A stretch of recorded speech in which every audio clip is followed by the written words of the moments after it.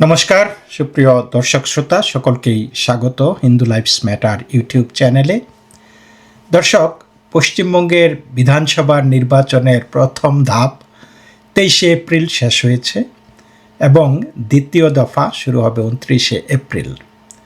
এবং এই নির্বাচন নিয়ে মানুষের এক্সাইটমেন্টের অন্ত নাই। অনেকেই আমাকে ভারত থেকে, বাংলাদেশ থেকে, এমনকি এইখান থেকেও আমাকে বলতেছে যে আপনার ধারণায় কে জিতবে। প্রতিদিনই ভিডিও দেন, মানে জানতে চাই কে জিতবে। আসলে কে যে জিতবে এটা বড় বলা মুশকিল। তবে আমি ব্যক্তিগতভাবে একটা জিনিস পরিষ্কারভাবে উপলব্ধি করেছি যে এইবার তৃণমূল কংগ্রেসের পক্ষে আগের মতো অত সহজে ক্ষমতায় ফিরে আসার রাস্তা খোলা নেই। আমি দেখি না তাদের সম্ভাব্য জয়ের পথটা। কারণ এইবার শুধু ভোট হচ্ছে না, এইবার একটা মোড চেঞ্জ হচ্ছে, একটা মানসিক পরিবর্তন হচ্ছে। আর সবচাইতে বড় কথা হলো, অনেকের কাছে এইবারের নির্বাচনটা অনেকটাই অস্তিত্বের লড়াই। এতদিন আমরা দেখেছি তৃণমূল কংগ্রেস মূলত মুসলিম ভোটের ওপর নির্ভর করে নির্বাচন করে এবং এইবারও তাই করার চেষ্টা করেছে। কিন্তু সেইখানে বাদ সেধেছে এইবার হিন্দু ভোটাররা। প্রথম দফার ভোটে দেখা গেছে যে মুসলমানরা যেই হারে ভোট দিয়েছে, যেই ইন্টেন্সিটি নিয়ে ভোট দিয়েছে, হিন্দুরাও সেই একই হারে ভোট দিয়েছে। এখন বিজেপির পক্ষে মোটামুটি হিন্দু ভোট বেশি, আর মুসলমানরা এক কাট্টা তৃণমূলের পক্ষে ধরে নিলাম। যদিও এইবার মুসলমান ভোটে ভাগ বসাবে সিপিএম, কংগ্রেস এবং হুমায়ুনের, তারপরে আইএসএফ তারা। তারপরেও যদি আমি তর্কের খাতিরে ধরে নেই তৃণমূলের পক্ষেই আগের মতোই মুসলমান ভোট পড়বে, সেই আশায় কিন্তু ঘুরে বালি। সেই আশায় ঘুরে বালি কারণ হলো প্রায় 10% ভোট, যেটা নাকি ওই যে স্বর্গ থেকে নেমে এসে দিত আর কি, সেই ভোটটা এখন নেগেটিভ হয়ে গেছে। এবং যেহেতু মুসলমান ভোট এবং হিন্দু ভোটের ইন্টেন্সিটি একই রকম, যে 93-94% মুসলমানরাও গিয়েছে ভোট দিতে এবং একই সংখ্যার হিন্দুরাও গিয়েছে ভোট দিতে। তাতে করে এখন যদি হিন্দু ভোটাররা যেহেতু বিজেপির পক্ষে বেশি, তারা যদি 60-62% এরকম হিন্দু ভোট দেয় বিজেপিকে, তাহলে এই বিজেপির জয়রথ থামিয়ে রাখার মতো ক্ষমতা তৃণমূলের থাকবে না। এটা শুধু রাজনৈতিক ইস্যু না, এটা শুধু ভাতার ইস্যু না, এটা অনেকের কাছে এক্সিস্টেন্সিয়াল ইস্যু। তো যারা এটাকে এক্সিস্টেন্সিয়াল ইস্যু মনে করে, তারা যেইভাবে এক কাট্টা বিজেপিকে ভোট দিবে, আবার ঠিক যেইভাবে মুসলমানরা এক কাট্টা তৃণমূলকে এতদিন ভোট দিয়ে আসতেছিল। সুতরাং এই জিনিসটা যদি শেষ পর্যন্ত থাকে, তাহলে পশ্চিমবঙ্গের পুরো রাজনৈতিক সমীকরণটাই বদলে যাবে। তো এই নির্বাচন ঘিরে আমরা অনেক কিছুই দেখতেছি। তার মধ্যে একটা হয়েছে বড় ধরনের একটা হিপোক্রেসি। একটা গ্রুপ চেষ্টা করতেছে মহিলাদেরকে উত্তেজিত করার জন্য, মহিলাদের মধ্যে একটা মেরু করার জন্য, যে মমতা ব্যানার্জি মুখ্যমন্ত্রী হিসাবে বা তার রাজনীতি, তার সরকারকে নিয়ে আপনি যাই বলুন, মমতা ব্যানার্জিকে নিয়ে কিছু বলা যাবে না। মমতা ব্যানার্জি ইজ আমাদের mother, idol, god. Mamata Banerjee দিদি, তাকে টাচ করা যাবে না। রাজনীতিতে কি এমন হয়? মমতা ব্যানার্জিকে নিয়ে অনেক মিম আমরা দেখছি, অনেক রকমের মিম, এবং এই মিমগুলি হচ্ছে মমতা ব্যানার্জির নিজের মুখের কথা দিয়েই।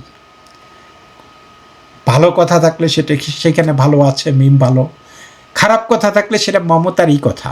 কিন্তু না, এইগুলি নিয়ে এখন বলা হচ্ছে যে মমতাকে অপদস্থ করতেছে বিজেপি নারী বিরোধী, মায়েরা, বোনেরা, পিসিরা, খালারা, ফুফুরা আম্মিরা তোমরা বিজেপিকে ঠেকাও, বিজেপি নারী বিরোধী, বিজেপি আমাদের আম্মাকে অপমান করতেছে। চিন্তা করে দেখেন। কিন্তু আমার প্রশ্ন হলো যে মমতা বন্দ্যোপাধ্যায় নিজে যেইভাবে কথা বলেন, যেভাবে তিনি আক্রমণাত্মক ভাষা ব্যবহার করেন, গালিগালাজ করেন, সেইটা কি তাদের চোখে পড়ে না? তারা কি সেটা শুনে না? এই মহিমের কথাগুলি তো মমতারই কথা। এখন মমতার কথাগুলি যদি তাকে ফিরিয়ে দেওয়া হয়, যে আমি মমতা বলছি, এইটা নিয়েও কাত্রতা হয়ে যাবে। আপনি মমতা বলছেন কেন? কেন আপনি মমতা বলছেন? আপনি মমতাকে মাননীয়া মুখ্যমন্ত্রী মমতা ব্যানার্জি বলবেন, ঠিক আছে? সেই মোহাম্মদের মতো আর কি, যে মোহাম্মদকে যেমন সমালোচনা করা যাবে না, এরকম মমতা ব্যানার্জিকেও সমালোচনা করা যাবে না। আরও প্রশ্ন, বড় প্রশ্ন যেটা আমি বলবো, যে এই যে মমতা ব্যানার্জি বা অন্যরা যখন প্রধানমন্ত্রী নরেন্দ্র মোদীকে নিয়ে এই কথা বলেন, কটূক্তি করেন, প্রধানমন্ত্রী নরেন্দ্র মোদী ঝালমুড়ি খেয়েছে, তাতে কি হয়েছে? ঝালমুড়ি তিনি খেতেই পারেন।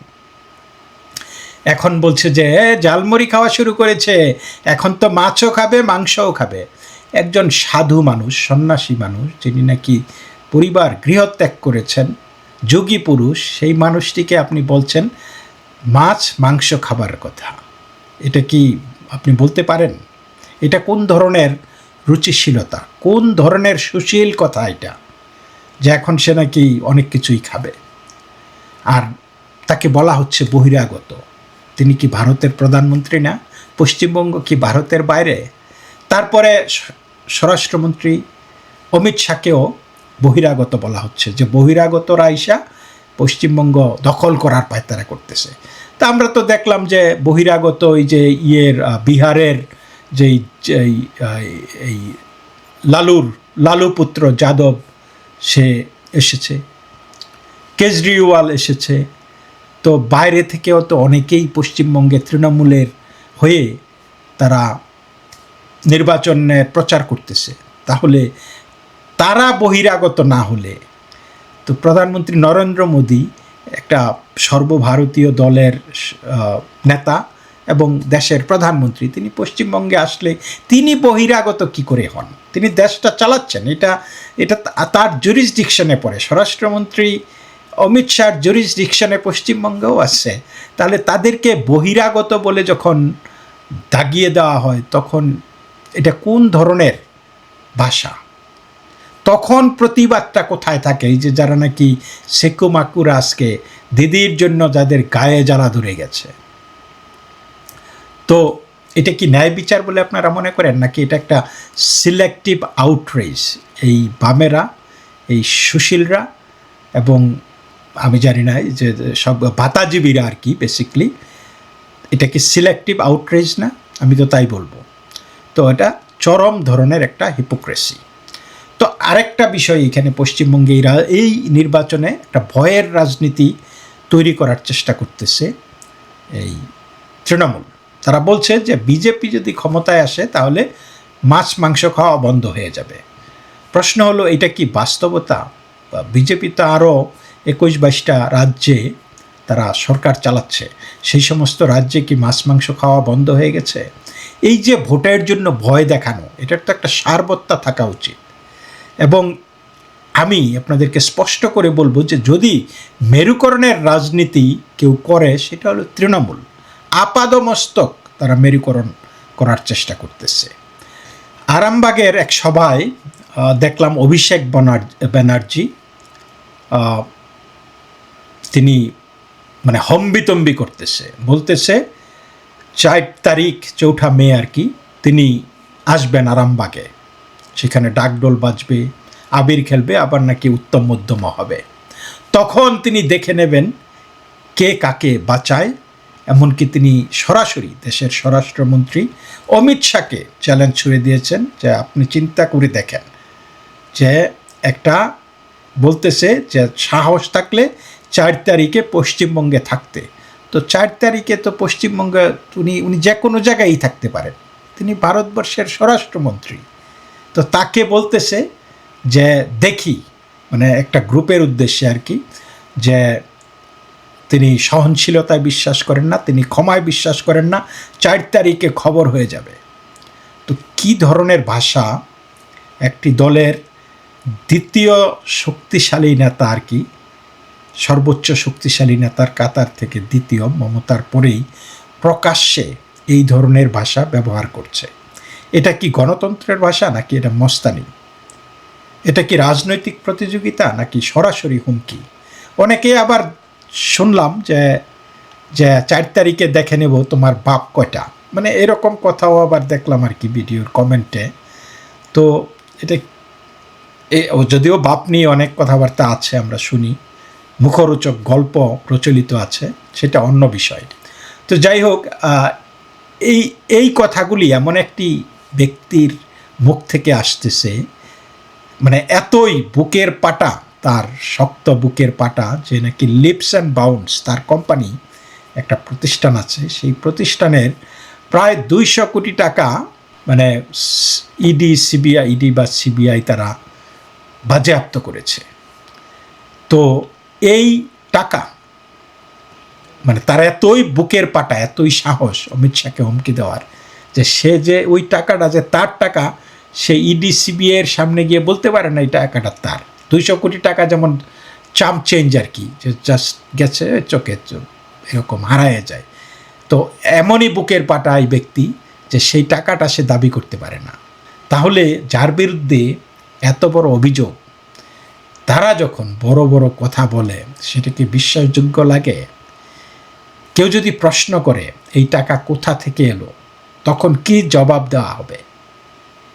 না, কারণ কেউ প্রশ্ন করতে পারে না। প্রশ্ন করার যেই সাহসটা, সেটা তারা ধ্বংস করে দিয়েছে এই পশ্চিমবাংলার জনগণের মুখ থেকে, মন থেকে। তো এখানে আরেকটা বিষয়, গুরুত্বপূর্ণ বিষয় আসি। আপনারা সম্ভবত এই তামান্না নামে একটা অল্প বয়সী মেয়েকে খুন করার ঘটনা জানেন, এবং এই খুনের যেই অভিযুক্ত, তিনি তৃণমূলের নেতাকর্মী আর কি, তৃণমূলের আশ্রয় প্রশ্রয়ে তামান্নাকে খুন করা হয়েছে। এবং সেই তামান্নার মা এখন সিপিএমের প্রার্থী হয়েছে। আবার অন্যদিকে রত্না দেবনাথ, যিনি নিজেও ভিকটিম পরিবারের সদস্য, আপনারা জানেন যে অভয়া বা তিলোত্তমার মা হিসাবে, অভয়ার মা হিসাবে আমরা জানি রত্না দেবনাথকে, যিনি আরজি কর হসপিটালে খুন হয়েছেন, ধর্ষণের শিকার হয়েছেন। তো একটা সোশ্যাল মিডিয়াতে একটা ইন্টারভিউ দিতে গিয়ে তামান্নার মা প্রশ্ন তুলেছেন, কেন রত্না দেবনাথ, অভয়ার মা, নির্বাচনে দাঁড়াতে গেলেন? আর যদি নির্বাচনে দাঁড়াবেনই, তাহলে তিনি বিজেপিতে কেন দাঁড়ালেন? বিজেপিকে তার মেয়ের খুনের বিচার করবে? চিন্তা করেন, তিনি নিজে সিপিএমের প্রার্থী হয়েছেন, তিনি প্রশ্ন করতেছেন অভয়ার মা কেন বিজেপির প্রার্থী হয়েছে। এখন কথা হলো যে কে কোথায় দাঁড়াবে, এটা কি তার নিজের সিদ্ধান্ত না? কে কার সাথে রাজনীতি করবে, কোন দলকে সমর্থন করবে, এটা কি তার নিজের সিদ্ধান্ত না? যদি তামান্নার মা সিপিএমের টিকেটে লড়তে পারে, তাহলে সিপিএম কি বিচার করবে? এটার গ্যারান্টি কি সিপিএম তাকে দিয়েছে? আর যদি তাকে সিপিএম সেই গ্যারান্টি দিয়ে থাকে, মেবি বিজেপিও অভয়ার মাকে সেই গ্যারান্টি দিয়েছে। আরেকটা বড় পার্থক্য দেখেন, রত্না দেবনাথ বলেছেন, অভয়ার মা বলেছেন যে তামান্নার মাও জিতুক, আমিও জিতি, আমরা দুইজনেই যাতে দুই মেয়ে হারা মায়ের যাতে বিচার হয়, আমরা বিচার চাই। এবং তিনি অত্যন্ত সম্মানের সাথে তামান্নার মাকে নিয়ে কথা বলেছেন, তামান্নার মাকে কোনো প্রশ্ন করেননি। কিন্তু অন্যদিকে তামান্নার মা মানে কী রকম এক বিশ্রী, মানে অসম্মানজনক আর কি, আক্রমণাত্মক ভাষা ব্যবহার করলো রত্না দেবনাথের জন্য, যে তিনি বিজেপিকে ঘৃণা করেন, এই জন্য বিজেপির পক্ষে অভয়ার মা দাঁড়িয়েছে, এটা তিনি মেনে নিতে পারছেন না। তাহলে একই কথা কি রত্না দেবনাথ বলতে পারেন না? কিন্তু তিনি বলেননি। আমি তামান্না এবং অভয়ার মধ্যে কোনো পার্থক্য বলবো না, কারণ তামান্নাও ভিকটিম, অভয়াও ভিকটিম, দুইজনই বিচার পাক। কিন্তু আমরা তামান্নার মা এবং অভয়ার মায়ের সাথে তুলনা করতেই পারি, এবং সেই ইন্টারভিউটা দেখলে আপনারা বুঝতে পারবেন কে কোথা থেকে এসেছে, তাদের পরিচয়। তো এইখানে এই পুরা নির্বাচনের ডামাডোলের মধ্যে সবচেয়ে বড় প্রশ্ন হয়ে দাঁড়িয়েছে সেটা হলো ধর্ম। তৃণমূল ধর্ম নিয়ে রাজনীতি করতে পারবে, সিপিএম ধর্ম নিয়ে রাজনীতি করতে পারবে, কংগ্রেসও পারবে, কিন্তু বিজেপি যদি ধর্মের কথা বলে তাহলে বলবে যে এটা বিজেপি সাম্প্রদায়িক, বিজেপি ভাইয়ে ভাইয়ে ঝগড়া লাগাইতে চায়, বিজেপি সহনশীলতা ধর্ম নিরপেক্ষতাকে ধ্বংস করতে চায়। তো এটা কি ন্যায্য কথা? ওরাও তো রাজনীতি করতেছে। ভারতের বিভাজনের সময় আমরা জানি, ভারত ভাগের সময় যেটা হয়েছিল সেটা একটা ঐতিহাসিক প্রেক্ষাপটে, যে there will be two India, one for Muslim India, one Hindu India. So আমরা মুসলিম ইন্ডিয়া পেয়েছি, অ্যাকচুয়ালি মুসলিম টু ইন্ডিয়া পেয়েছি, পাকিস্তান এবং Bangladesh. Where is Hindu India? Where is Hindu India? এবং এই যে বাংলা যখন ভাগ হয় সেখানে কিন্তু এই পশ্চিমবঙ্গকে হিন্দুদের, মানে বাঙালি হিন্দুদের ভূমি হিসাবেই চেয়েছিলেন শ্যামাপ্রসাদ মুখার্জি। তো সেই ইতিহাস তো আমরা ভুলে যেতে পারি না। কিন্তু এই কথাটি যখন বলবেন, বা আপনি যখন এটা চোখে আঙ্গুল দিয়ে দেখিয়ে দিবেন যে মুসলমানদের জন্য দুইটা দেশ হয়েছে কিন্তু হিন্দুদের জন্য একটা দেশই হলো না, এবং আপনি যখন সেই দেশটির কথা বলবেন আপনি সাম্প্রদায়িক, আর আপনি যে দেশ দুইটা দেশ লইয়া বৈশা রয়েছেন তা আপনি আপনি সাম্প্রদায়িক না।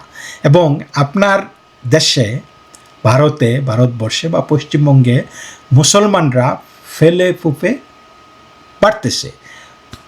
সেই দেশ ভাগের সময় আপনার মুর্শিদাবাদে 55% মুসলমান ছিল, ঠিক একইভাবে খুলনাতেও 55% হিন্দু ছিল।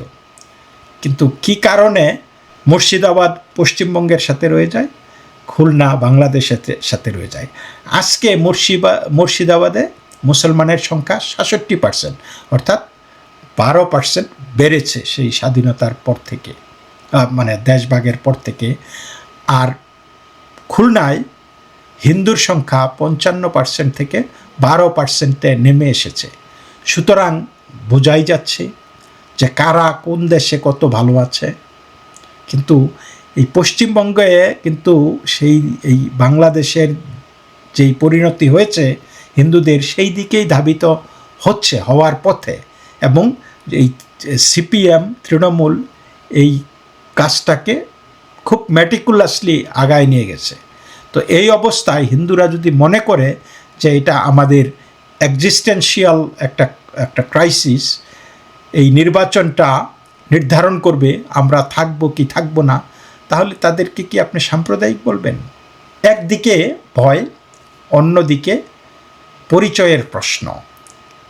এইখানে শুধু ভোট না, এটা একটা ন্যারেটিভ বনাম ন্যারেটিভ। একদিকে হিপোক্রেসি, অন্যদিকে মানুষের রিজলভ। শেষ কথা ভোটাররাই বলবে, এবং আমার মনে হয় ভোটাররা নীরব বিপ্লব ঘটাবে। আপনার কি মনে হয় দর্শক, এইবার কি সত্যিই পশ্চিমবঙ্গে পরিবর্তন আসবে নাকি আগের মতোই থাকবে? কমেন্টে জানান। লাইক, শেয়ার এবং সাবস্ক্রাইব করতে ভুলবেন না। নমস্কার।